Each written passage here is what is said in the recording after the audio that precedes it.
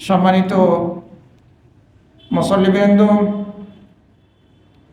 আল্লাহ রাব্বুল আলামিন আমাদেরকে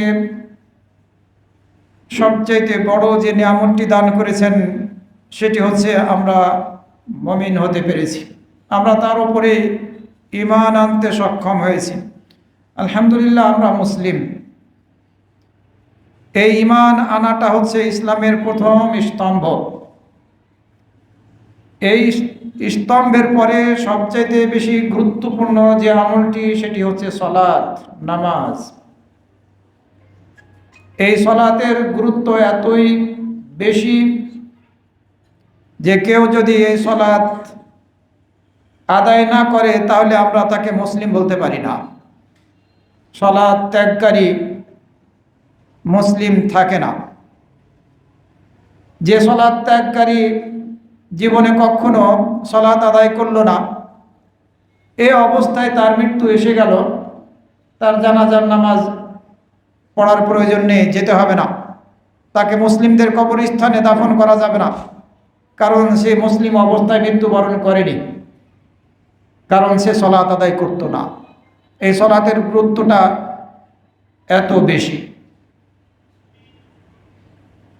এই সালাতকে যদি কেউ অস্বীকার করে তাহলে তো সকলের ঐক্যমত্যে সে কাফের।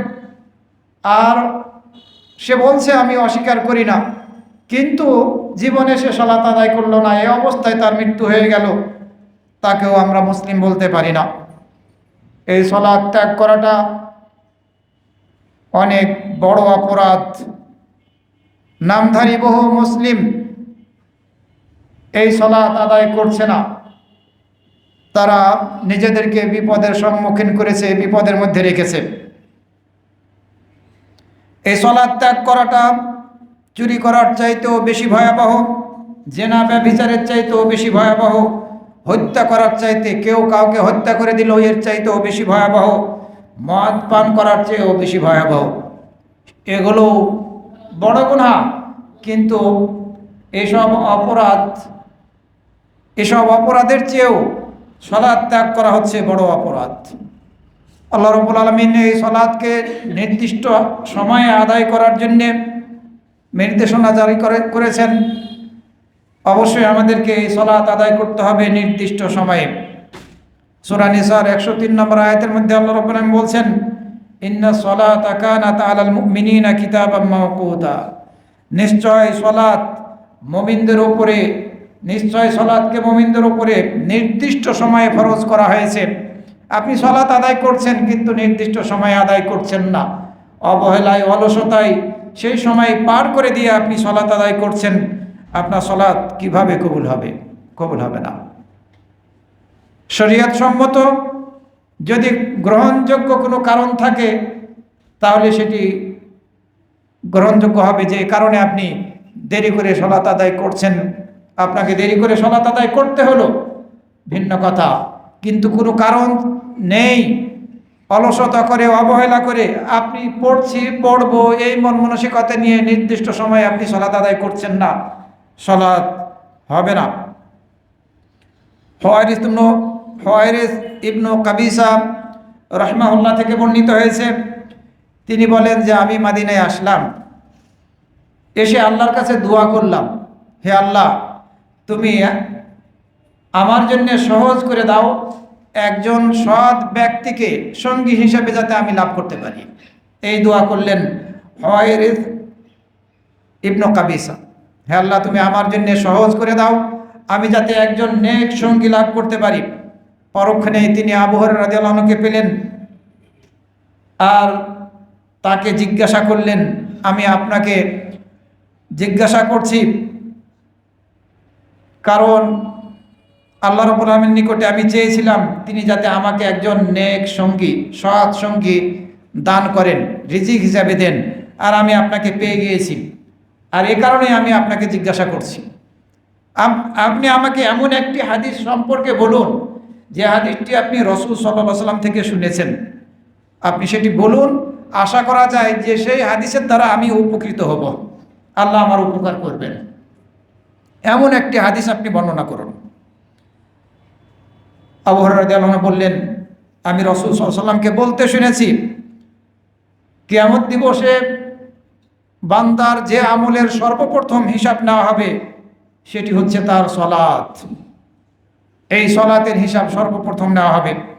যদি সলাত ঠিক হয়ে যায়, সলাতের ক্ষেত্রে এই বান্দা পাশ করে যায়, তাহলেই সে সফলতা লাভ করতে সক্ষম হবে, সে নাজাত পেয়ে যাবে। আর যদি এই সলাত নষ্ট হয়ে যায়, সলাতের ক্ষেত্রে পাশ না করে, তাহলে সে ক্ষতিগ্রস্ত হবে। রাসূল সাল্লাল্লাহু আলাইহি ওয়াসাল্লাম এই কথা বললেন। এরপরে বললেন, এই সলাত যদি কেউ আদায় করে থাকে, আদায় করতে গিয়ে যদি কোনো ত্রুটি বিচ্যুতি হয়ে থাকে, হয়তো বা তার ইচ্ছাই ছিল না, তার মনের মধ্যে ছিল না যে ত্রুটি করবে, কিন্তু হয়ে গেছে ত্রুটি। এই ফরজ সলাতের ক্ষেত্রে যদি কোনো ত্রুটি হয়ে যায় থাকে, আল্লাহ রাব্বুল আলামিনের পক্ষ থেকে নির্দেশ দেওয়া হবে যে তার এই সলাতের মধ্যে ঘাটতি আছে, এই ঘাটতি পূরণ করো তোমরা তার নফল সলাতের দ্বারা, সুন্নাত সলাতের দ্বারা। এই ঘাটতি যদি হয়ে থাকে, তাহলে নফল এবং সুন্নাত সলাতের দ্বারা এই ঘাটতি পূর্ণ করার আল্লাহ রাব্বুল আলামিন নির্দেশ দিবেন। এভাবে অন্যান্য ফরজ ইবাদতের ক্ষেত্রেও যদি কোনো প্রকারের ঘাটতি সৃষ্টি হয়, নফল ইবাদতের দ্বারা সেই ঘাটতিগুলো পূর্ণ করা হবে। কিন্তু যদি সলাৎ কবুলই না হয়, তাহলে ঘাটতি অন্য নামাজের দ্বারা, নফল সুন্নাত নামাজের দ্বারা আপনি কিভাবে পূর্ণ করবেন? এই সুযোগ হয়তো লাভ অনেকেই করবে না।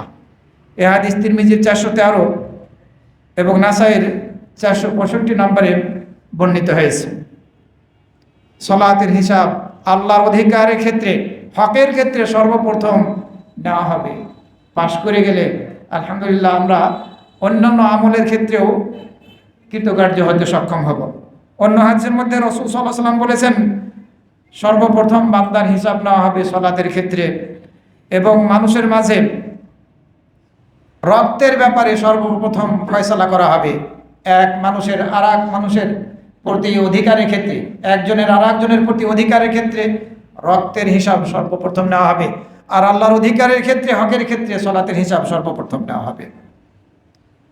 এই সলাতকে যদি কেউ ছেড়ে দেয়, তাহলে সে কুফরিকারী হয় অথবা সরাসরি কাফের হয়ে যায়। রাসূল সাল্লাল্লাহু আলাইহি ওয়াসাল্লাম হাদিসের মধ্যে বলেছেন, আল আহাদুল্লাযী বাইনানা ওয়া বাইনাহুমা সলাহ ফামান তারাকাহা ফাকাদ কাফারা। আমাদের এবং কাফেরদের, তাদের অর্থাৎ কাফেরদের মধ্যে পার্থক্যকারী আমল হলো সলাত, নামাজ। আমাদের মাঝে আর কাফেরদের মাঝে পার্থক্যকারী আমল হলো নামাজ, সলাত। যে সলাত ছেড়ে দিল সে কুফরি করলো অথবা সে কাফের হয়ে গেল। নাসাইয়ের 463 নম্বর হাদিস। সুতরাং সলাতের ক্ষেত্রে কোনো ছাড় নেই, কোনো অবহেলা অলসতার সুযোগ নেই। যদি মুসলিম বলে, মুমিন বলে আমরা নিজেদেরকে দাবি করি, অবশ্যই সলাত আদায় করতেই হবে। সম্মানিত মুসল্লিবৃন্দ, আব্দুল ইবনে আমর ইবনে আস রাদিয়াল্লাহু আনহু থেকে একটি হাদিস বর্ণিত হয়েছে। নবী সাল্লাল্লাহু আলাইহি ওয়াসাল্লাম একদিন সলাতের ব্যাপারে আলোচনা করলেন। বললেন, মান হাফাযা আলাইহা কানাত লাহু নূরান ওয়া বুরহানান ওয়া নাজাতান ইয়াউমাল কিয়ামাহ। যে ব্যক্তি কিয়ামত দিবসে সলাতকে হেফাজত করবে, এই সলাত কিয়ামতের দিন তার জন্য জ্যোতি, দলিল এবং মুক্তির উপায় হবে। সলাতকে যে হেফাজত করবে তার জন্য এই সলাত হবে জ্যোতি এবং দলিল এবং মুক্তির উপায়। আর যে ব্যক্তি সলাতকে হেফাজত করবে না, তার জন্য এই সলাত জ্যোতি হবে না, দলিল হবে না এবং মুক্তির উপায় হবে না, বরং তার হাসর নাসর হবে কারুন, ফিরআউন, হামান, উবাই ইবনে খালাফ এদের সাথে। তার হাসর নাসরটা হবে এদের সাথে। এ হাদিস নিয়ে কিছুটা বিতর্ক থাকলেও অধিকাংশ মুহাদ্দিসিনগণ বলেছেন এ হাদিস গ্রহণযোগ্য, কমপক্ষে হাসান পর্যায়ের। সুতরাং আমরা যদি সলাতকে হেফাজত না করি, গুরুত্ব দিয়ে যথাসময়ে সলাত আদায় না করি, তাহলে এই কিয়ামতের দিন কবর থেকে উঠতে হবে এইসব কাফের, বড় বড় কাফেরদের নেতাদের সাথে। নাউযুবিল্লাহি মিন যালিক।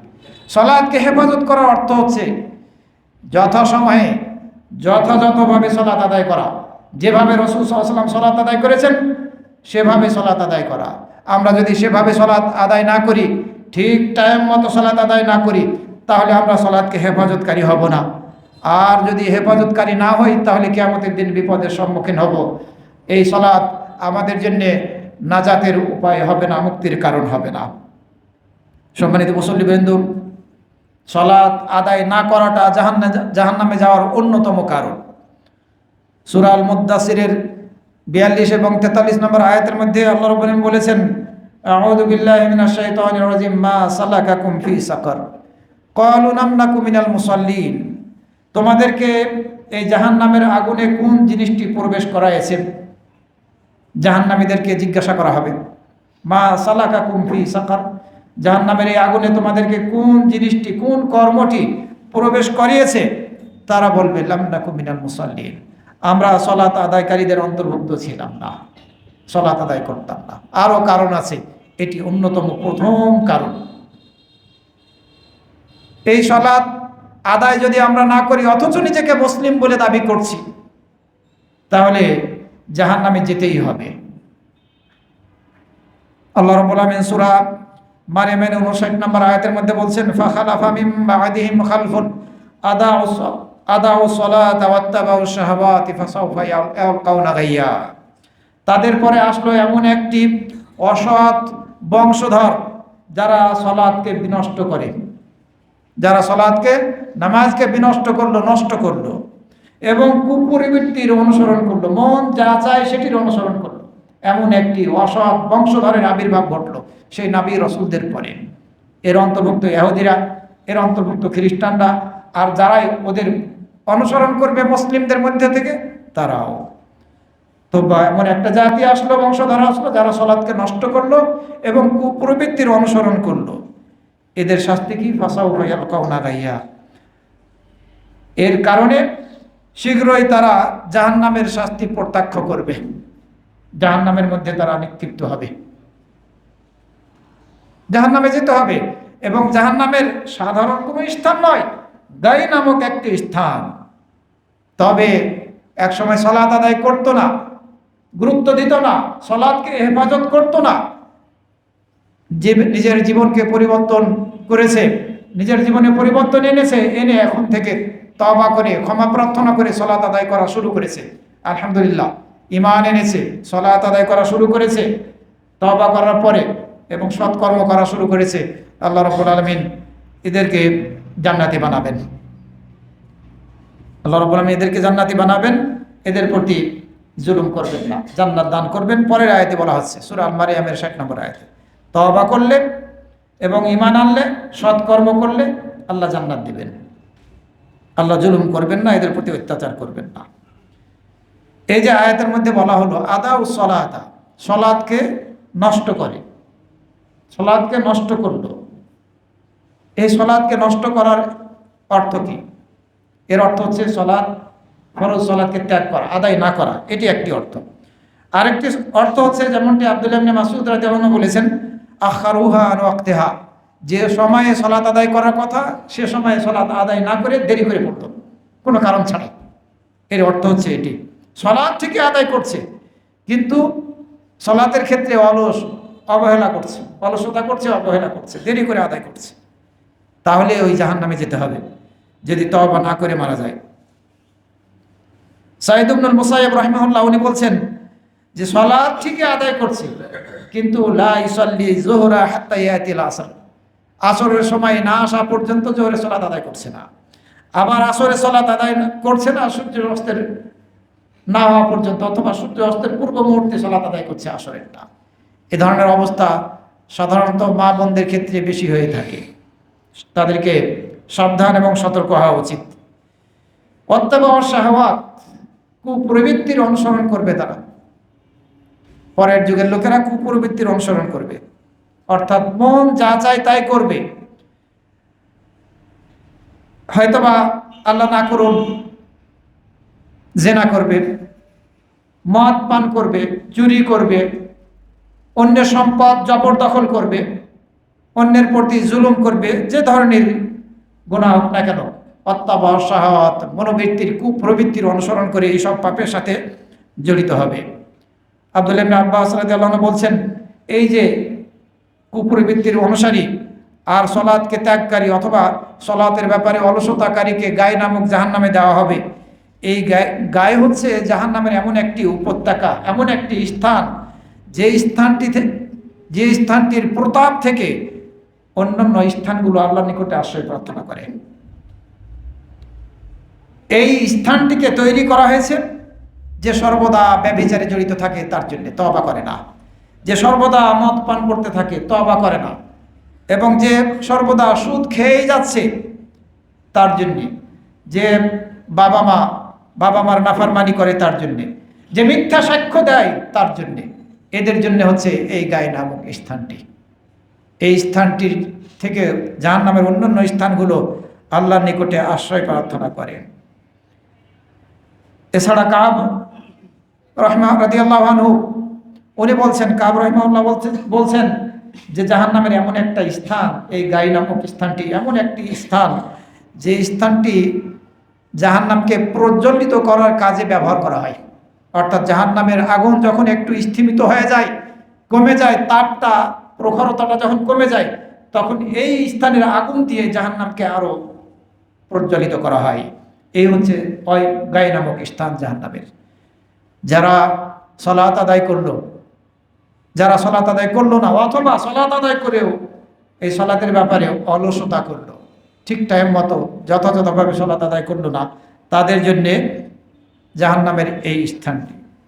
আমরা সবাই জানি সূরা আল মাউনের মধ্যে আল্লাহ রাব্বুল আলামিন বলেছেন, ফাওয়াইলুল লিল মুসাল্লিন, সলাত আদায়কারীদের জন্য হচ্ছে ধ্বংস।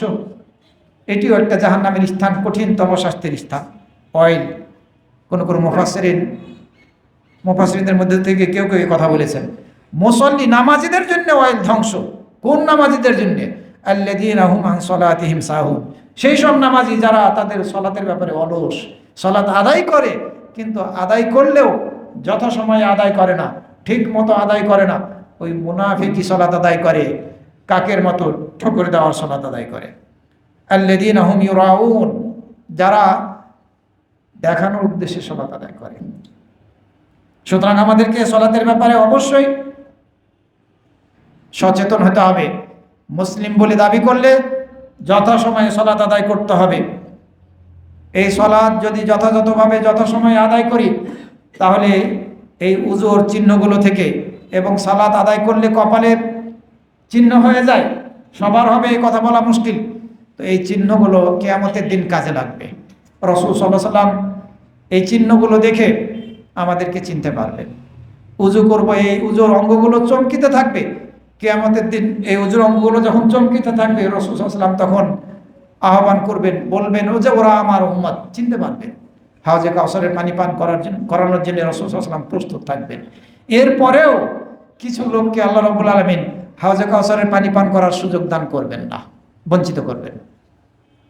কারণ সলাত আদায় করেছে ঠিকই, কিন্তু রাসূল সাল্লাল্লাহু আলাইহি ওয়াসাল্লামের সুন্নাহ মাফিক সলাত আদায় করেনি। যেভাবে রাসূল সাল্লাল্লাহু আলাইহি ওয়াসাল্লাম সলাত আদায় করেছেন সেভাবে সলাত আদায় করেনি, যার ফলে তার সলাত পুরোটাই বৃথা যাবে, কোনো কাজে আসবে না। হাউজে কাউসারের পানি পান করার সুযোগ লাভ করবে না। রাসূল সাল্লাল্লাহু আলাইহি ওয়াসাল্লাম এক হাদিসের মধ্যে বলেছেন, ইন্নার রাজুলা লা ইউসাল্লি 60 সালাহ, একজন ব্যক্তি 60 বছর যাবত সালাত আদায় করছে কিন্তু তার কোনো সালাত কবুল হচ্ছে না। ওমা তুকবালু লাহু সালাহ, একটি সালাতও তার কবুল করা হচ্ছে না। কেন? যে হতে পারে সে রুকুটা পূর্ণ করছে কিন্তু সিজদাটা পূর্ণরূপে করছে না, অথবা সিজদাটা পূর্ণরূপে করছে কিন্তু রুকুটা ঠিকমতো পূর্ণভাবে করছে না, যার ফলে তার সালাত কবুল হচ্ছে না। আবার আবু কাতাদা রাদিয়াল্লাহু আনহু থেকে অন্য হাদিসের মধ্যে বর্ণিত হয়েছে, তিনি বলেন, রাসূল সাল্লাল্লাহু আলাইহি ওয়াসাল্লাম বলেছেন, আসওয়াউন নাসি সারিকাতান আল্লাযী ইয়াসরিকু মিন সালাতিহি, মানুষের মধ্য থেকে সবচেয়ে জঘন্যতম চোর হলো সেই ব্যক্তি যে তার সলাতে চুরি করে, যে তার নামাজে চুরি করে। এই ব্যক্তি হচ্ছে সর্বাপেক্ষা জঘন্যতম চোর। ধন সম্পদ চুরি করার চেয়ে তো বেশি ভয়াবহ জঘন্যতম চোর হচ্ছে সেই ব্যক্তি যে ব্যক্তি তার সলাতের মধ্যে চুরি করে। ক্বালু ইয়া রাসূলুল্লাহ, সাহাবীরা এই কথা শুনে প্রশ্ন করলেন, কাইফা ইয়াসরিকু মিন সালাতিহি, কিভাবে একজন ব্যক্তি তার সালাত থেকে চুরি করে হে আল্লাহর রাসূল। রাসূল বললেন যে সে হয়তো বা রুকুটা পূর্ণ করছে কিন্তু সিজদা পূর্ণ করছে না। লা ইউতিম্মু রুকুহা ওয়ালা সুজদা, সে রুকু এবং সিজদা যেভাবে করা দরকার সেভাবে করছে না। অথবা সে তার রুকু এবং সিজদাতে পিঠটাকে সোজা করছে না, পিঠটাকে যখন দাঁড়াচ্ছে তখন সোজা করছে না, সোজা হয়ে না দাঁড়িয়ে রুকু থেকে উঠে কিছুটা উঠে সে আবার হয়তো বা সিজদায় চলে যাচ্ছে, সিজদা থেকে উঠে ঠিক মতো না বসে কুকড়ো অবস্থায় আবারও দ্বিতীয় সিজদাতে চলে যাচ্ছে, সোজা করছে না, সোজা হয়ে বসছে না, আবার সিজদারত অবস্থায় রুকু করা অবস্থায় তার পিঠটাকে সোজা করছে না। এই ব্যক্তি হচ্ছে তার সালাতের ক্ষেত্রে জঘন্যতম চোর, সব চোরের চাইতে নিকৃষ্টতম চোর।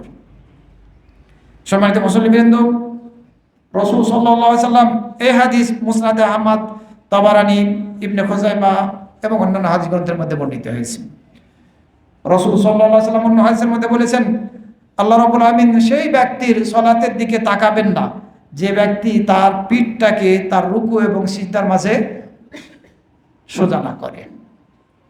আপনি রুকু করলেন তখন সোজা করলেন না, রুকু থেকে দাঁড়ালেন তখন আপনার পিঠের বড় হাড্ডিটা সোজা হলো না। আবার সিজদার ক্ষেত্রে একই অবস্থা, সিজদা যখন করছেন আপনি আপনার পিঠটাকে কুকড়ো করে রাখলেন, সিজদা থেকে উঠেন আপনি সোজাভাবে বসলেন না। এই সালাতের দিকে আল্লাহ রাব্বুল আলামিন কিয়ামতের দিন তাকাবেন না। আপনি কি চিন্তা করে দেখেছেন 60 বছর যাবৎ সালাত আদায় করছে কিন্তু সালাত কবুল করা হচ্ছে না? সমাজের মধ্যে লাখো লোক আছে এরকম, সালাত কবুল হচ্ছে না, ইচ্ছা মতো সালাত আদায় করছে, যেভাবে মন চায় সেভাবে সালাত আদায় করছে। রাসূল সাল্লাল্লাহু আলাইহি ওয়াসাল্লামের সুন্নতি তরিকায় সালাত আদায় হচ্ছে না। 60 বছর তো রাসূল সাল্লাল্লাহু আলাইহি ওয়াসাল্লামের নবুয়তের জীবন ছিল না, 23 বছর। পরবর্তীতে এ ধরনের ঘটনা ঘটবে না, মানুষ 60 বছর যাবৎ পড়বে কিন্তু সালাত কবুল করা হবে না। রাসূল সাল্লাল্লাহু আলাইহি ওয়াসাল্লাম এই ভবিষ্যদ্বাণী করলেন। অন্য হাদিসের মধ্যে রাসূল সাল্লাল্লাহু আলাইহি ওয়াসাল্লাম বলেছেন, ইয়া মাশারাল মুসলিমিন, হে মুসলিমদের দল, লা সালাতা লিমান লা ইউকিমু সুলবাহু ফির রুকুই ওয়াস সুজুদ, সেই ব্যক্তির সালাতই হলো না যে ব্যক্তি তার পিঠকে রুকু এবং সিজদার মধ্যে খাড়া না করলো, সোজা না করলো, সে ব্যক্তির সালাতই হলো না। এই হাদিস ইবনে মাজার 871 নম্বরে বর্ণিত হয়েছে। আপনি যদি এই রুকু এবং সিজদাতে ঠিক মতো পিঠ সোজা না করেন, খাড়া হয়ে যদি রুকু থেকে উঠে খাড়া হয়ে যদি সোজা না করেন, সিজদা থেকে উঠে ঠিক মতো না বসেন, আপনার সালাতই হলো না। খুবই স্পষ্টভাবে রাসূল সাল্লাল্লাহু আলাইহি ওয়াসাল্লাম হাদিসের মধ্যে বলছেন। আবার অন্য হাদিসের মধ্যে বলছেন যে সেই ব্যক্তির সালাত যথেষ্ট হবে না যে ব্যক্তির সালাতের মধ্যে তার পিঠকে রুকুতে এবং সিজদাতে সোজা না করলো। এই হাদিস তিরমিজির মধ্যে বর্ণিত হয়েছে 745 নম্বরে। রাসূল সাল্লাল্লাহু আলাইহি ওয়াসাল্লামের নিকটে কতিপয় যুবক সাহাবী আসলেন, এসে দিন শিক্ষা শুরু করলেন। 20 দিন মতো অবস্থান করলেন, 20 রাত রাসূল সাল্লামের নিকটে অবস্থান করলেন। এরপরে রাসূল সাল্লাল্লাহু আলাইহি ওয়াসাল্লাম তাদের মাঝে একটু অন্য মনস্ক অন্য ভাব অনুভব করলেন, জিজ্ঞাসা করলেন যে তোমরা তোমাদের পরিবারের মাঝে কাদেরকে ছেড়ে এসেছো? তারা বর্ণনা দিল। এরপরে তারা বলল যে রাসূল সাল্লাল্লাহু আলাইহি ওয়াসাল্লাম খুব সুলভ আচরণকারী ছিলেন এবং তিনি খুব দয়ালু ছিলেন। তিনি বললেন যে তোমরা তোমাদের পরিবারের নিকটে ফিরে যাও, তাদেরকে শিখাও, তাদেরকে নির্দেশ দাও এবং আমাকে তোমরা যেভাবে সালাত আদায় করতে দেখলে সেভাবে তোমরা সালাত আদায় করো। যেভাবে রাসূল সাল্লাল্লাহু আলাইহি ওয়াসাল্লামকে সালাত আদায় করতে দেখলেন এই সাহাবীরা, যুবক সাহাবীরা, সেভাবে রাসূল সাল্লাল্লাহু আলাইহি ওয়াসাল্লাম তাদেরকে সালাত আদায় করতে বললেন। আবার শিখাতে বললেন তাদের পরিবারের নিকটে গিয়ে সেভাবেই নির্দেশ দিতে বললেন, সেভাবেই। এই হাদিস থেকে আমরা যেটা বুঝি যে নারী এবং পুরুষের মধ্যে সালাতের ক্ষেত্রে কোনো পার্থক্য নাই। তা না হলে রাসূল সাল্লাল্লাহু আলাইহি ওয়াসাল্লাম এই হাদিসের মধ্যে বলে দিতেন যে তোমরা তো আমার কাছ থেকে হে যুবকরা সালাত সম্পর্কে শিক্ষা গ্রহণ করলে দিনের অন্যান্য বিষয় সম্পর্কে শিক্ষা গ্রহণ করলে তোমরা এভাবে সালাত আদায় করবে। আমি যেহেতু পুরুষ, আমাকে যেভাবে তোমরা সালাত আদায় করতে দেখলে এভাবে সালাত আদায় করবে, আর তোমাদের পরিবারের স্ত্রীদেরকে, তোমাদের মা বোনদেরকে ভিন্নভাবে সালাত আদায় করতে বলবে। রাসূল সাল্লাল্লাহু আলাইহি ওয়াসাল্লাম কিন্তু এই কথা বলেননি। পার্থক্য যারা করে থাকে তারা ওই দুর্বল, খুবই দুর্বল হাদিস দিয়ে, দলিল দিয়ে পার্থক্য করে থাকে, যেটি কোনোভাবেই গ্রহণযোগ্য না। এ হাদিস বুখারী শরীফের 631, 6008 এবং মুসলিম শরীফের 1421 নম্বরে বর্ণিত হয়েছে। সম্মানিত মুসল্লিবৃন্দ, একটি হাদিস আছে, হাদিসুল মুসি ফি সলাহ, সলাতের মধ্যে ত্রুটিকারী ব্যক্তির হাদিস। এই ব্যক্তি সলাত আদায় করছে কিন্তু তার সলাতটা রাসূল সাল্লাল্লাহু আলাইহি ওয়াসাল্লামের তরিকায় হচ্ছে না। এই সলাতের মধ্যে ত্রুটিকারী ব্যক্তির হাদিস, লম্বা হাদিস, আমি সংক্ষেপে আপনাদের সামনে তুলে ধরার চেষ্টা করছি ইনশাআল্লাহ। এক ব্যক্তি রাসূলুল্লাহ মসজিদে প্রবেশ করলেন, এরপরে এক সাহাবী মসজিদে প্রবেশ করলেন। এই সাহাবী মসজিদে প্রবেশ করে নামাজ পড়লেন। নামাজ পড়ার পরে রাসূল সাল্লাল্লাহু নিকটে এসে সালাম দিলেন। রাসূল সাল্লাল্লাহু বললেন, তুমি ফিরে যাও, আবারও সালাত আদায় করো, কারণ তোমার সালাত হয়নি। 3 বার এই সাহাবী সালাত আদায় করলো। 3 বারই রাসূল তাকে বললেন যে তোমার সালাত হয়নি, তুমি ফিরে যাও, আবার সালাত আদায় করো। এই সাহাবী বললেন, সেই সত্তার কসম যিনি আপনাকে সত্য দিয়ে প্রেরণ করেছেন, আমি এর চেয়ে সুন্দরভাবে, ভালোভাবে আর সালাত সম্পর্কে জানি না, পড়তে পারি না, আপনি আমাকে শিখিয়ে দিন। রাসূল সাল্লাল্লাহু আলাইহি বললেন, তুমি যখন সালাতে দাঁড়াবে তখন আল্লাহু আকবার বলবে, তাকবীরে তাহরিমা। এর আগে কোনো শব্দ নেই, কিন্তু শব্দ পড়া হয়, যেটি আমি বলবো ইনশাআল্লাহ। সর্বপ্রথম যে শব্দটি বের হবে তোমার থেকে সালাতের জন্য দাঁড়িয়ে, আল্লাহু আকবার বলবে। এরপরে তোমার পক্ষে যতটুকু সম্ভব সহজ হয় তুমি কোরআন থেকে তেলাওয়াত করবে। এরপরে তুমি রুকু করবে, রুকুতে ধীর স্থির হয়ে যাবে, রুকু করার সময় ধীর স্থির হয়ে যাবে। এরপর তুমি রুকু থেকে উঠবে, সোজা হয়ে যাবে, রুকু থেকে উঠে ধীর স্থির ভাবে। এরপরে তুমি সিজদাতে যাবে, সিজদাতে ধীর স্থির হয়ে যাবে, ধীর স্থির ভাবে তুমি সিজদা করবে, সিজদা থেকে উঠবে, ধীর স্থির ভাবে তুমি বসবে। তুমি সিজদা থেকে উঠে, প্রথম সিজদা থেকে উঠে ধীর স্থির ভাবে বসবে। এরপরে তুমি আবারও আল্লাহু আকবার বলে সিজদাতে যাবে, এই সিজদাতে গিয়ে ধীর স্থির হবে। বাকি রাকাতগুলো তুমি এইভাবে আদায় করবে। এই সাহাবীর সালাতের মধ্যে ধীর স্থিরতা ছিল না, সে তাড়াহুড়ো করে সালাত আদায় করছিল। সে রুকুটা ঠিক মতো করছিল না, রুকু থেকে হয়তো বা সোজা হয়ে দাঁড়াচ্ছিল না, আবার সিজদাটা ঠিক মতো করছিল না, সিজদা থেকে সোজা হয়ে দাঁড়াচ্ছিল না। এই জন্য রাসূল সাল্লাল্লাহু আলাইহি ওয়াসাল্লাম এই সাহাবীকে এই নির্দেশ দিলেন। 3 বার সালাত আদায় করানোর পরে এই সাহাবী বললেন যে আমি এর চাইতে ভালো জানি না, শিখিয়ে দিন আমাকে। আপনি যদি রাসূল সাল্লাল্লাহু আলাইহি ওয়াসাল্লামের তরিকায় সালাত আদায় না করেন তাহলে সালাত হবে না। রাসূল বললেন তোমার সালাতই হয়নি, তুমি আবার ফিরে যাও, আবার সালাত আদায় করো। এই হাদিস বুখারী শরীফের 793 নম্বরে বর্ণিত হয়েছে।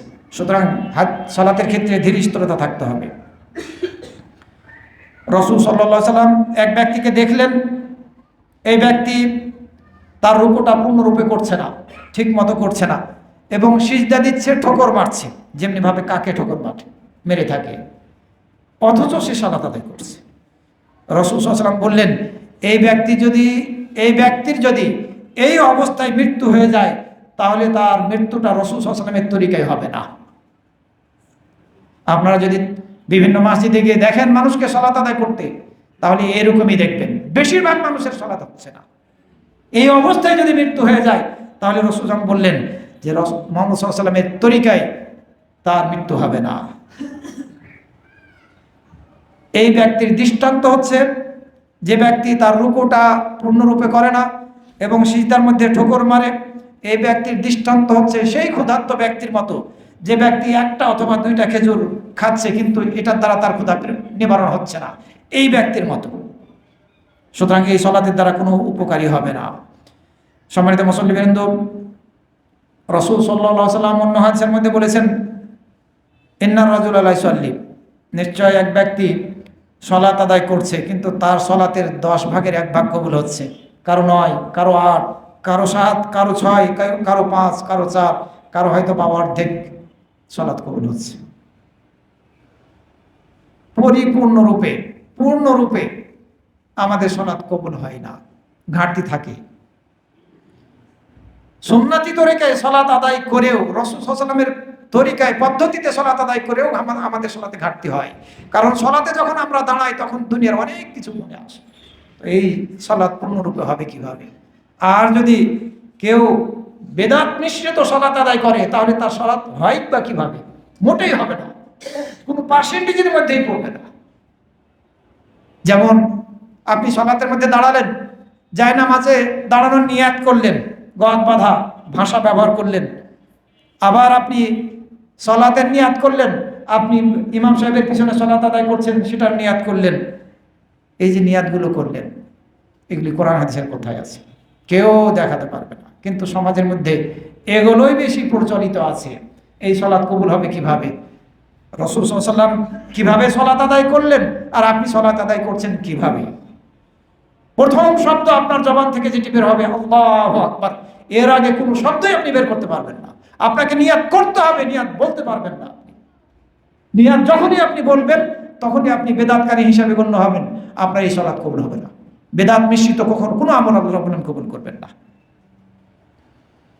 এই যে জায়নামাজের নিয়াত করা হয়, যে দোয়াটা পড়ে, এটি কিসের দোয়া? এটি হচ্ছে দোয়া ইস্তিফতাহ অথবা সানা, যেটি আল্লাহু আকবার বলার পরে হাত বেঁধে এরপরে আমরা পড়ে থাকি।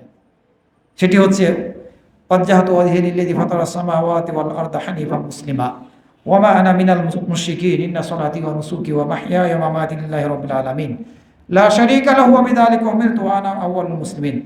এটি মুসলিম শরীফের হাদিস, অন্যান্য হাদিস গ্রন্থের মধ্যে বর্ণিত হয়েছে। এটি সানা অথবা সালা, আল্লাহু আকবার বলার পরে হাত বেঁধে আপনি এই দোয়া পড়বেন, আর এটাকে আপনি জায়নামাজের দোয়া বানিয়ে দিলেন। নাউযুবিল্লাহি মিন যালিক। কোথায় পেয়েছেন এই বানোয়াট কারবার? বিদআতীদের কাজ এগুলো। সালাত কিভাবে কবুল হবে? রাসূল সাল্লাল্লাহু আলাইহি ওয়াসাল্লাম হাদিসের মধ্যে বলেছেন, মিফতাহুস সালাতি আত-তাহুর ওয়া তাহরিমু আত-তাকবীর। সালাতের চাবি হচ্ছে পবিত্রতা অর্জন করা, উযু করা। উযু ছাড়া কোনো সালাত হবে না। আপনি ভুলে গিয়েছেন, উযু করেননি, সালাত আদায় করে ফেলেছেন, আবারও আপনাকে উযু করে সালাত, আবারও সালাত আদায় করতে হবে, উযু করে আবারও সালাত আদায় করতে হবে। এরপরে রাসূল বললেন ওয়া তাহরিমু আত-তাকবীর। সালাতের আগে যে সব কিছু করার বৈধতা ছিল, যখনই আপনি আল্লাহু আকবার বললেন, সব কিছুকে আল্লাহু আকবার হারাম করে দিল। প্রথম শব্দ বের হবে আপনার মুখ থেকে আল্লাহু আকবার, আর নিয়াত করবেন অন্তরের মধ্যে। আপনি যখন দাঁড়াচ্ছেন সালাতে আল্লাহু আকবার বলেন, তখন আপনার মনের পরিকল্পনা আছে, এটি ফরজ সালাত আদায় করছি, কোন ওয়াক্তের সালাত আদায় করছি, 2 রাকাত না 4 রাকাত নাকি 3 রাকাত, এটা আপনার কল্পনায় আছে, এটি নিয়াত। আপনি সুন্নাত পড়ছেন নাকি নফল নামাজ পড়ছেন, কোনটি আল্লাহু আকবার বলার সাথে সাথে আপনার কল্পনায় আছে, এটি হচ্ছে নিয়াত। এই আল্লাহু আকবার বলা ছাড়া অন্য কোনো শব্দ আপনি মুখ দিয়ে উচ্চারণ করতে পারবেন না। বললেই সেটি বিদআত হবে, আপনার সালাত কবুল হবে না। আর এই সালাত থেকে আল্লাহু আকবারের দ্বারা যেসব কিছু নিষিদ্ধ হয়ে গিয়েছিল, হারাম হয়ে গিয়েছিল, যখনই সালাম ফিরলাম, এই সালামের দ্বারা সেগুলোর বৈধতা পেয়ে গেল, বৈধ হয়ে গেল, সেগুলো হারাম হয়ে গেল। অনেক সময় আমরা তাকবীরে তাহরিমা বা অন্য তাকবীর ওঠানোর সময় এই কানের লতি এভাবে স্পর্শ করি বা হাত দিয়ে ধরি না, এটি গ্রহণযোগ্য না, কোনো সহিহ হাদিস দ্বারা প্রমাণিত নয়। সহিহ হাদিস দ্বারা যা প্রমাণিত হয়েছে, কানের লতি বরাবর আপনাকে হাত উঠাতে হবে, অথবা এই কাঁধ বরাবর আপনাকে হাত উঠাতে হবে। 2 হাত এই কাঁধ বরাবর অথবা কানের লতি বরাবর স্পর্শ করা যাবে না। বহু হাদিস বর্ণিত হয়েছে, রাসূল সাল্লাল্লাহু আলাইহি ওয়াসাল্লাম এভাবে সালাত আদায় করেছেন। যেমনি ভাবে তাকবীরে তাহরিমার সময় এভাবে হাত উঠাইছেন কানের লতি বরাবর অথবা কাঁধ বরাবর, অনুরূপভাবে আপনি যখন রুকুতে যাবেন তখনও হাত উত্তোলন করবেন, আবার যখন রুকু থেকে উঠবেন তখনও হাত উত্তোলন করবেন। অকাট্য সহিহ হাদিস, বিতর্কহীন হাদিস দ্বারা প্রমাণিত, যে হাদিসের ব্যাপারে কোনো বিতর্ক নেই। আর বিপরীত কথা যারা বলে থাকেন যে শুধু তাকবীরে তাহরিমার সময় হাত উঠাতে হবে, অন্য সময় হাত উঠাতে হবে না, ওই হাদিস চরম পর্যায়ে বিতর্কিত হাদিস। এরপরেও সমাজের মধ্যে ওটাই বেশি চালু আছে। এই বিতর্কিত হাদিস দিয়ে আবার বিতর্কহীন হাদিসকে রহিত করার ফতোয়া দেওয়া হয় তাকে, এরা মুফতি না, এরা কোরআন হাদিস বুঝে না। এদের আরো ভালো করে পড়তে হবে, ওই মাযহাবী গোলামি বাদ দিয়ে কোরআন এবং সহিহ হাদিস পড়তে হবে, তাহলে পারে তার পক্ষে সেটি জানা সম্ভব হবে। সম্মানিত মুসল্লিবৃন্দ, আমরা এই সালাতের মধ্যে আরো যে ভুলটা করে থাকি সেটি হচ্ছে, সালাতে যখন কাতারে দাঁড়াই, কাতারবন্দি হই ইমাম সাহেবের পিছনে, তখন মুসল্লিদের মাঝে ফাঁকা রেখে দাঁড়াই। আমি বলবো না যে ফাঁকা রেখে দাঁড়ালে আপনার সালাত হবেই না, এ কথা আমি বলবো না। কিন্তু আপনি রাসূল সাল্লাল্লাহু আলাইহি ওয়াসাল্লামের সুন্নতি তরিকায় সালাত আদায় করলেন না। রাসূল সাল্লাল্লাহু আলাইহি ওয়াসাল্লাম যেভাবে সাহাবীদেরকে দাঁড় করাতেন, কাতারবন্দি করাতেন, সেভাবে আপনি সালাত আদায় করলেন না। তো এর থেকে বোঝা যায়, যেহেতু আপনি রাসূল সাল্লাল্লাহু আলাইহি ওয়াসাল্লামের সুন্নতি তরিকায় সালাত আদায় করছেন না, আপনার সালাত না হওয়ার সম্ভাবনা বেশি, কারণ আপনি রাসূল সাল্লাল্লাহু আলাইহি ওয়াসাল্লামের সুন্নতি তরিকায় সালাত আদায় করলেন না। সম্মানিত মুসল্লিবৃন্দ, রাসূল সাল্লাল্লাহু আলাইহি ওয়াসাল্লাম যখন ইমাম হিসাবে সালাতে দাঁড়াতেন, তখন কাতারগুলোকে সোজা করার জন্য নির্দেশ দিতেন। এই কাঁধকে বরাবর করার নির্দেশ দিতেন, সবার কাঁধকে। এরপরে ফাঁকা স্থান পূর্ণ করার নির্দেশ দিতেন।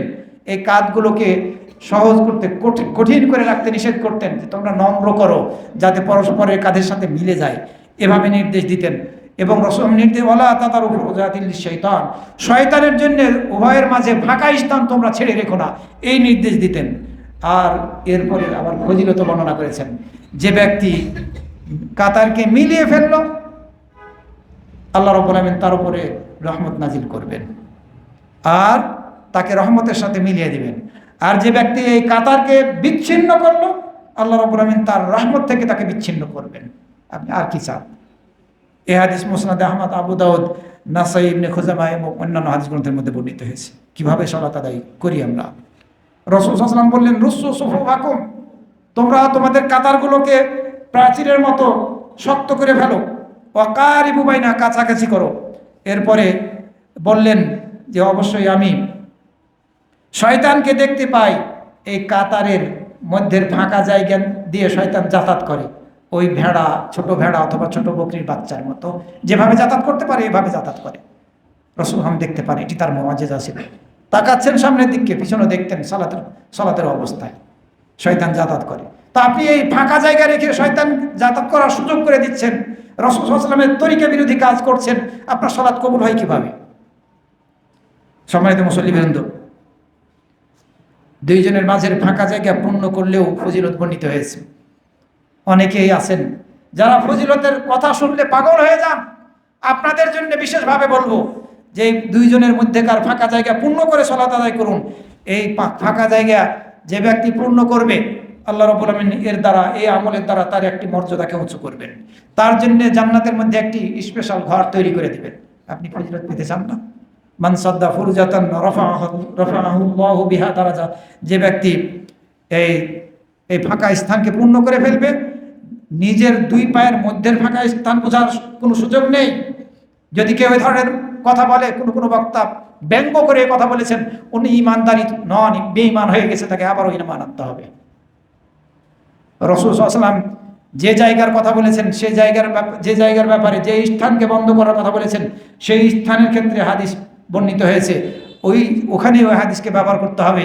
আপনি আপনার মন গড়া কথা বলবেন, কোনোভাবে গ্রহণযোগ্য না। এ ধরনের মন গড়া কথা বললে এর দ্বারা লাভ হবে কি? আপনি বেঈমান হবেন।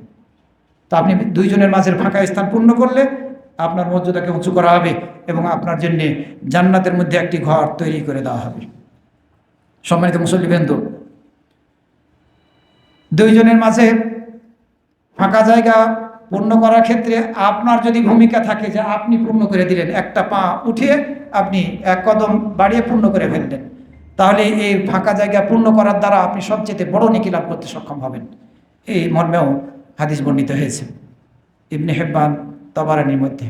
সুতরাং আমরা উভয়ের মাঝের ফাঁকা স্থান বন্ধ করব, এটি হচ্ছে রাসূল সাল্লাল্লাহু আলাইহি ওয়াসাল্লামের সালাতের ক্ষেত্রে, কাতারবন্দি করার ক্ষেত্রে সুন্নতি তরিকা। এভাবে দাঁড়ালে রাসূল সাল্লাল্লাহু আলাইহি ওয়াসাল্লামের তরিকায় সালাত আদায় করা হবে। সমাজের মধ্যে একটি বিষয় নিয়ে অনেক বড় বিতর্ক, বড় আলেমরাও হয়তো বা এই বিতর্কের ক্ষেত্রে নিজেদেরকে অংশীদার করে বিতর্কিত বানিয়ে ফেলছেন।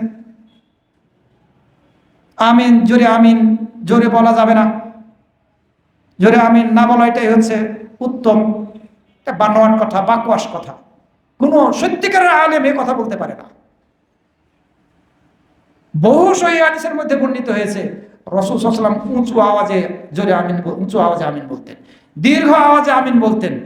আপনাদের সমাজের ইমামরা দীর্ঘ আওয়াজে, উঁচু আওয়াজে কোনো ইমাম আমিন বলেন না। কার তরিকা অনুযায়ী সালাত আদায় করে থাকেন।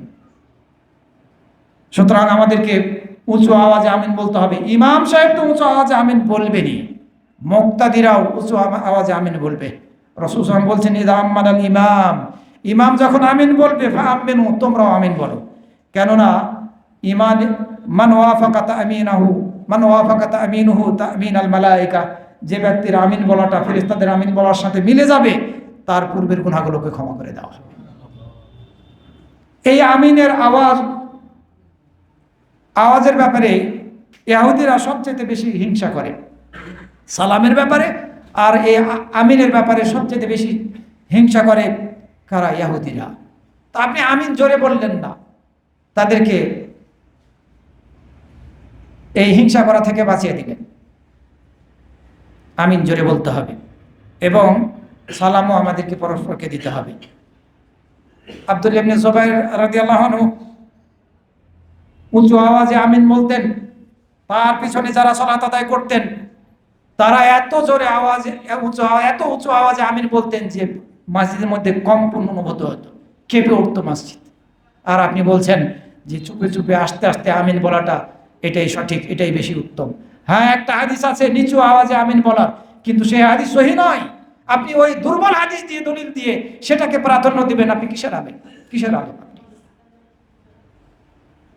সম্মানিত মুসল্লিবৃন্দ, এই জোরে আমিনের সুন্নাত আমাদেরকে মসজিদের মধ্যে প্রতিষ্ঠিত করতে হবে। আরো একটি বিদআতি আমল আমরা সলাতের মধ্যে, নামাজের মধ্যে করে থাকি। এই বিদআত করলে কিভাবে আমাদের সলাত কবুল হবে? সেটি হচ্ছে যখন তাশাহুদে বসি তখন আমরা আশহাদু আল্লা ইলাহা ইল্লাল্লাহ বলার সময় আঙ্গুল উঁচু করি, অথচ কোনো হাদিসের মধ্যে নেই যে আশহাদু আল্লা ইলাহা ইল্লাল্লাহ বলার সময় শুধুমাত্র আঙ্গুল উঁচু করতে হবে, খাড়া করতে হবে বা ইশারা করতে হবে। কোনো হাদিসে নেই। হাদিসে যেটি আছে সেটি হচ্ছে রাসূল সাল্লাল্লাহু আলাইহি ওয়াসাল্লাম যখন তাশাহুদে বসতেন তার এই বাম হাঁটুর উপরে রাখতেন এই আঙ্গুলগুলোকে মিলিয়ে রেখে, আর এই ডান হাত তার ডানা হাঁটুর উপরে রেখে এইভাবে রিং করতেন। এই দুইটা আঙ্গুল দিয়ে এইভাবে রিং বানাতেন, আর এই শাহাদাত আঙ্গুলিটি এটি খাড়া করতেন। এক হাদিসের মধ্যে বলা হয়েছে এটিকে খাড়া করতেন, আর এক হাদিসের মধ্যে বলা হয়েছে এটি দ্বারা ইশারা করতেন, আর এক হাদিসের মধ্যে বলা হয়েছে তিনি নড়াতেন। 3 ধরনের হাদিস আছে। আপনি যদি খাড়া করেন তাহলে পরে ওই হাদিসের উপরে আমল হয়ে যায়। আপনি যদি ইশারাও হয়ে যায়, আপনি যখন এভাবে খাড়া করবেন এটা ইশারাও হয়ে যায়, খাড়াও হলো ইশারা হলো, 2 হাদিসের উপর আমল হলো। আর আপনি যদি নড়াতে চান, 3 হাদিসের উপর আমল করতে চান, তাহলে আপনি নড়াবেন এভাবে, এরকম করে, এভাবে নয়, এটা ভুল। এরকম করে এভাবে নয়, আপনি এই খাড়ায় থাকবে, আপনি নড়াবেন। যারা এরকম করে এভাবে কথা বলবেন না, যারা এরকম করে এরকম করেন ওরা ঠিক করেন না। আপনার খাড়ায় থাকবে, আপনি নড়াবেন এইভাবে এই ঢিকি বাহানোর মতো ঢিকি বাহানবেন না, এটা ঠিক না। সম্মানিত মুসল্লিবৃন্দ, যদি একটা হাদিস থাকতো যে আশহাদু আল্লা ইলাহা ইল্লাল্লাহ বলার সময় ওই সময়ই শুধুমাত্র এই আঙ্গুল খাড়া করতে হবে, তাহলে একটা কথা ছিল। ফতোয়া আছে, কিন্তু ফতোয়া হচ্ছে সহি হাদিস বিরোধী, হাদিস বিরোধী ফতোয়া। রাসূল সাল্লাল্লাহু আলাইহি ওয়াসাল্লাম যখনই বসতেন আঙ্গুল খাড়া করতেন এবং এর দ্বারা দোয়া করতেন, সালাম ফেরার পূর্ব পর্যন্ত আপনার আঙ্গুল এভাবে থাকবে, তাহলে আপনার রাসূল সাল্লাল্লাহু আলাইহি ওয়াসাল্লামের তরিকায় সালাত আদায় হবে। অনেক আহলে হাদিস সহিহ আকীদার লোকেরা আছে, ওনারা ওই আশহাদু আল্লা ইলাহা ইল্লাল্লাহ বলার সময় আঙ্গুল খাড়া করেন। আমার পাশে আমি নামাজ যেই দেখেছি। সম্মানিত মুসল্লিগণ, বহু হাদিস বর্ণিত হয়েছে, 1টি 2টি হাদিস নয় এ মর্মে। যখনই রাসূল সাল্লাল্লাহু আলাইহি ওয়াসাল্লাম তাশাহুদের জন্য বসতেন তখনই তার আঙ্গুলকে খাড়া করতেন, তখনই তার আঙ্গুল দ্বারা ইশারা করতেন এবং দোয়া করতেন এর দ্বারা। এই খাড়া করাটা অব্যাহত থাকত শুরু থেকেই। সম্মানিত মুসল্লিবৃন্দ, আমরা 2য় এবং 3য় সিজদা থেকে যখন উঠি, 2য় এবং 3য় সিজদা থেকে 4 রাকাত সালাত বিশিষ্ট যদি সালাত হয়, তাহলে 2য় সিজদা প্রথম রাকাতের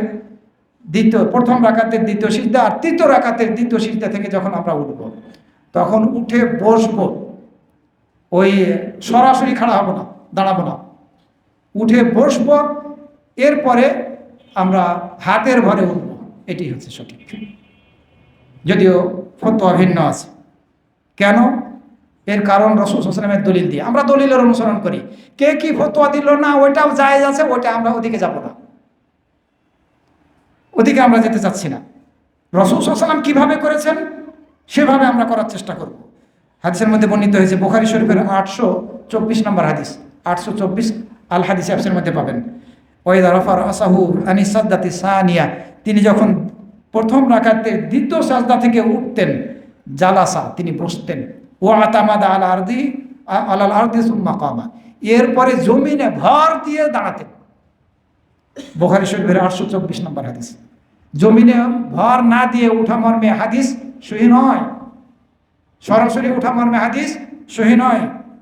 রাসূল সাল্লাল্লাহু আলাইহি ওয়াসাল্লাম যখন দ্বিতীয় সাজদা থেকে প্রথম রাকাতে দ্বিতীয় সাজদা থেকে উঠতেন তখন বসতেন উঠে, এরপরে তিনি জমিনে ভর দিয়ে দাঁড়াতেন।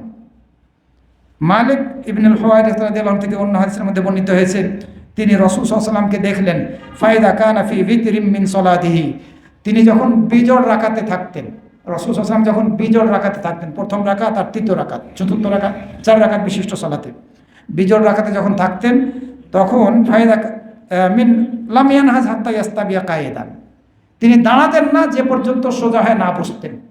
অর্থাৎ দ্বিতীয় সিজদা করার পরে প্রথম রাকাতে আর তৃতীয় রাকাতে দ্বিতীয় সিজদা করার পরে বসতেন, বসেছেন সোজা হয়ে, তারপরে দাঁড়াইছেন।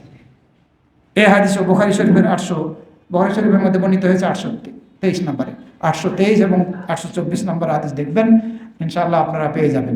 সুতরাং এই প্রথম রাকাতের দ্বিতীয় সিজদা করে আমরা সোজাসুজি উঠবো না, বসবো, এরপরে আবার হাতের ভরে উঠবো, হাঁটুর ভরে ওঠা মর্মে হাদিস সহি না। তৃতীয় রাকাতের দ্বিতীয় সিজদার পরে উঠে বসবো, একটু সামান্য সময়ের জন্য সোজা হয়ে বসবো, পিঠ সোজা হয়ে যাবে, এরপরে আবার হাতের ভরে আমরা উঠবো। এটি হচ্ছে সুন্নাহ। আমরা সালাতের মধ্যে হাত বেঁধে থাকি এবং আমরা সাধারণত এভাবে হাত বাঁধি, এভাবে রাখি, এভাবে যেখানে পড়ে পড়ুক। বুখারী শরীফের হাদিস থেকে এবং আবু দাউদের হাদিস থেকে খুব স্পষ্টভাবে বোঝা যায় রাসূল সাল্লাল্লাহু আলাইহি ওয়াসাল্লাম তার ডান হাতকে বাম হাতের জেরার উপরে রেখেছেন। জেরা হচ্ছে এই কোণয় থেকে এই আঙ্গুলের মাথা পর্যন্ত। তো আপনি ডান হাত রাখেন এই কোণয় থেকে আঙ্গুলের মাথা পর্যন্ত, এভাবে আপনি রাখেন। তাহলে রাখার পরে আপনার যেখানে পড়ে, বুকের উপরে পড়ুক অথবা পেটের উপরিভাগে আর বুকের নিম্ন ভাগে পড়ুক, কোনো সমস্যা নেই, আপনি এভাবে সালাত আদায় করুন, কোনো সমস্যা নেই, সহিহ হাদিসের প্রমাণ হবে। আমি শুধু আপনাকে বলবো যে বুকের উপরেই বাঁধতে হবে, এই কথা আমি শক্তভাবে বলতে রাজি না। সহিহ হাদিস বিতর্কহীন হাদিসের মধ্যে যেভাবে বর্ণিত হয়েছে সেভাবে আপনি সালাত আদায় করার চেষ্টা করুন। ডান হাতকে বাম হাতে জেরা বলা হয় কোণ থেকে এই আঙ্গুলের মাথা পর্যন্ত এর উপরে রাখুন, যেখানে পড়ে সেখানে রাখুন। এরপরে বর্ণিত হয়েছে অন্য একটি হাদিসের মধ্যে যে রাসূল সাল্লাল্লাহু আলাইহি ওয়াসাল্লাম তার এই ডান হাতকে বাম হাতের তালুর পিঠে এখানে, এরপরে কবজির উপরে, এরপরে সায়েদের উপরে, এই কোণ থেকে এই কবজি পর্যন্ত এই স্থানটাকে বলা হয় সায়েদ, এই তিনটার উপরে তার ডান হাতকে রেখেছেন। আবু দাউদের মধ্যে বর্ণিত হয়েছে। আপনি এছাড়া অন্যান্য হাদিস গ্রন্থের মধ্যে এসেছে, আপনি এভাবে রাখেন, রেখে যেখানে পড়ে সেখানে রাখুন। আপনার অনেকে আলেম যে এভাবে রাখলে হবে, হবে ভিন্ন কথা, কিন্তু রাসূল সাল্লাল্লাহু আলাইহি ওয়াসাল্লাম কিভাবে রেখেছেন সেভাবে রাখার চেষ্টা করেন। এভাবে রেখে এরকম করে রেখে দিলেই হবে, হবে ভিন্ন কথা। এক কবজির উপরে কবজি রেখে হাদিস এই মর্মে কোনো সহিহ হাদিস বর্ণিত হয়নি আমার জানা মতে। সুতরাং আপনি যেভাবে বর্ণিত হয়েছে হাদিস সেভাবে আপনি হাত রাখুন আর রাখুন। আর নাভির নিচে নাভির উপরে হাদিস, তো সেটা সকল মুহাদ্দিসিনদের নিকটে ঐকমত্য হাদিস, দুর্বল হওয়ার দিক দিয়ে সব মুহাদ্দিসিনরা একমত যে ওই হাদিস দুর্বল। আপনি হাত ছেড়ে সালাত আদায় করবেন, আমি বলবো না যে আপনার সালাত হবে না। মালিকি মাযহাবের কিছু লোক আছে যারা হাত ছেড়ে সালাত আদায় করে থাকে, আমি বলবো না যে তার সালাত হচ্ছে না, সুন্নাত বিরোধী কাজ করছে। তো সুন্নাত বিরোধী কাজ করলে কমপক্ষে তো সালাতের মধ্যে ঘাটতি সৃষ্টি হচ্ছে। যদি হালকা করে বলি, রাসূল সাল্লাল্লাহু আলাইহি ওয়াসাল্লামের তরিকায় সালাত হচ্ছে না। আপনি যখন হাত বাঁধবেনই তখন সহিহ হাদিসের উপরে আমল করে হাত বাঁধুন, বিতর্ক থেকে আপনি নিজেকে মুক্ত রাখতে পারবেন। আল্লাহ রাব্বুল আলামিন আমাদের সবাইকে আমরা যাতে সহিহ সুন্নাহ মাফিক সালাত আদায় করতে পারি এই তৌফিক দান করুন। কারণ এই সালাতের হিসাব কিয়ামতের দিন সর্বপ্রথম নেওয়া হবে। আমাদের সালাত হয়তোবা আমরা সুন্নাহ মাফিক আদায় করেও হয়তোবা অনেক ঘাটতি সালাতের মধ্যে হচ্ছে, এই ঘাটতিগুলো পূর্ণ হবে সেই নফল এবং সুন্নাতের দ্বারা। তো যাতে ঘাটতি না হয় সেভাবে আমাদেরকে সালাত আদায় করার চেষ্টা করতে হবে। আকুলু কওলি হাযা ওয়া আস্তাগফিরুল্লাহ লি ওয়া লাকুম ওয়া লিসাইরিল মুসলিমিন।